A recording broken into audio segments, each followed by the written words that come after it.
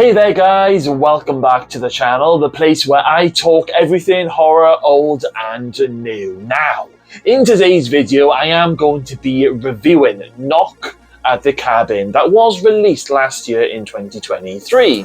But before I delve into it, if this is your first time here and you are a huge fan of horror, then please don't forget to hit that like, share and subscribe button, as it really helps us out on the channel. Knock at the Cabin is a movie about two guys and their adoptive daughter who are currently vacationing at a cabin where a group of odd guys come knocking on the cabin with a mission to save the world. And the only people who can save the world from apocalypse are these two guys, Eric and Andrew, and their adoptive daughter, Wen. We learn that this group of people have all been seeing some sort of premonitions of bad things happening in the world. Everything from a deadly virus to mega earthquakes. Now, Eric, Andrew and Wen, they can stop this by making a sacrifice of one of them, meaning that they have to, kill one of each other. They cannot kill themselves, and it has to be done by one of those three family members. It all sounds very, crazy. And I'll be honest with you, if this movie wasn't currently being shown on Sky Movies right now, I probably wouldn't have rushed out to watch this. Now, there are some real positives for this movie, but I do have quite a few negatives at the same time. So let's start with the positives. I really love the fact that the two main characters in this movie are a same-sex couple. Oh my gosh, we've really come a long way in diversity and I am here for it. Now, the two guys who play Eric and Andrew, in my opinion, they did a fantastic job. You've got Eric, who is a bit more of the calm and collective guy, and then you have Andrew, who has a bit more of a flash temper going on, and he pretty much knows how to look after himself. Their adoptive daughter, Wen, is just absolutely adorable. I did have very worrying thoughts at the start of this movie when she's out collecting grasshoppers all alone, and then this, humongous main guy called Leonard, he arrives, he starts chatting with her, and it just gives you the creeps. And bear in mind, Leonard is one big guy. Now, luckily, Wen is a very bright young girl, and she does end up running back to the cabin to warn her daddies that there are some strange people approaching their cabin. Now, until this group of people break in, we don't actually know what they want. We don't know what on earth is going on.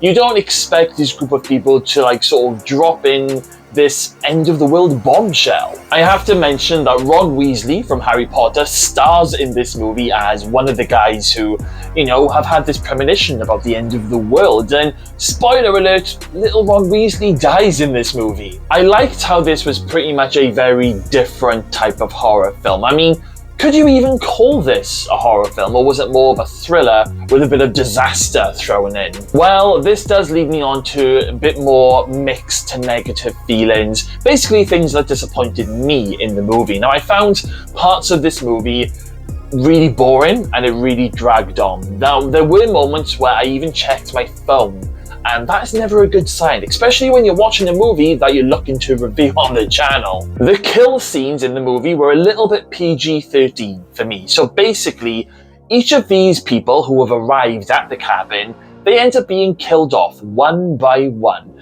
And this happens because every time Eric, Andrew and Wen refuse to do a sacrifice of one of their selves, I don't know why, but basically these people, they need to die. And, they did. And every time one of them were being killed off, something bad would happen in the world. And then the main guy, Leonard, he would then turn on the news on the TV and he would show Andrew, Eric and Wen and try and convince them what they're saying is true. One of them has to sacrifice themselves, otherwise the world is going to end. So, as I said, the kill scenes were just a little bit too... They didn't really see much, put it that way. I mean, every time there was somebody being killed, the camera would just cut away. There was barely any blood in this movie. So if you are a bit of a gore fan when it comes to horror, then this movie, really, you're gonna hate it. Going back to these sacrifices, it just made no sense to me.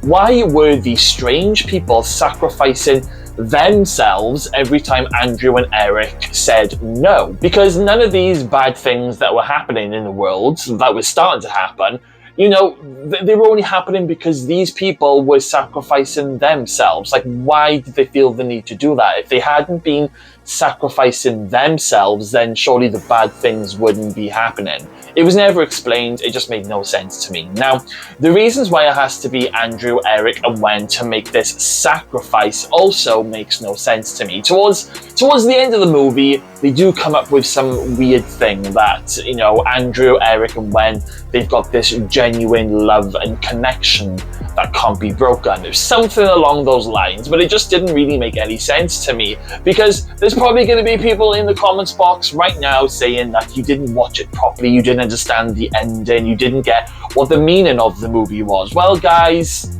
chill your tits. I did get it, I did watch it, and I did listen, but in my opinion, it was totally lame. It's almost as if that they weren't too sure how to wrap up the movie. Now, I do understand that this movie is based on a book and they did change the ending. I don't know, maybe they were hoping for like a tragic ending, a little bit, you know, along the lines of The Mist, you know, because we all know how that movie ended. Maybe they were trying to do something along those lines to really hit you in the heart, but it just didn't have the same effect for me. Spoiler alert now, but Andrew ends up shooting and killing Eric in a not a very dramatic moment, but it happens, and he does it in order to save the world.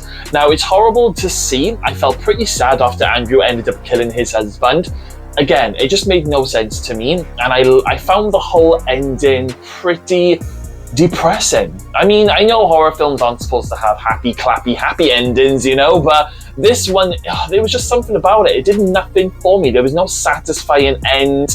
I didn't find the movie scary, and the blood was just kept to a bare minimum. It's hard to decide whether if you're watching a horror or a disaster movie. Also, I did forget to mention that the director for this movie is M. Night Shyamalan, and this is the same guy who made The Sixth Sense and Signs, which are two amazing films, you know, that he's made. Now, he is known for creating jaw-dropping twists in horror films, so maybe I was waiting for the twists, but it never came. Maybe that's what I feel, you know, maybe that's added to why I'm a little bit disappointed. But you know what, guys? It isn't a terrible movie at all. I've seen a lot worse, trust me. It's just a lot of it made no sense to me. Now, I love the characters, I love the story, I was just a little bit disappointed. Now, will I be rushing to rewatch this movie? Gotta be honest, guys. No, I gotta be honest, you know, probably not. If my other half wants to watch it, because I watched this one by myself, then I'll probably rewatch it again with him just to see his reaction. But apart from that, this is a pretty forgettable horror movie for me. All that aside, and just to conclude now, this movie is worth at least one watch. So if you haven't already seen the movie yet, then I do urge you to watch it, and then I want you guys to come back here and let me know all of your thoughts in the comments box. So in my final say, this was an okay film. Parts were really good, other parts not so good. Wasn't a fan of the ending, however, it was very refreshing to see the use of, you know, LGBTQ plus characters in a mainstream horror movie. To think, 20 years ago, 10 years ago, that would have been unheard of. Right then, guys, so everyone who has already seen Knock at the Cabin, let me know all of your thoughts in the comments box below, as I will be very interested in hearing some of your opinions. Do some of your opinions match up to mine, yes or no? Let me know, guys. Right then, guys, thank you all for watching today's video. Make sure you smash that subscribe button, stay safe out there, and I will see you all again very, very soon.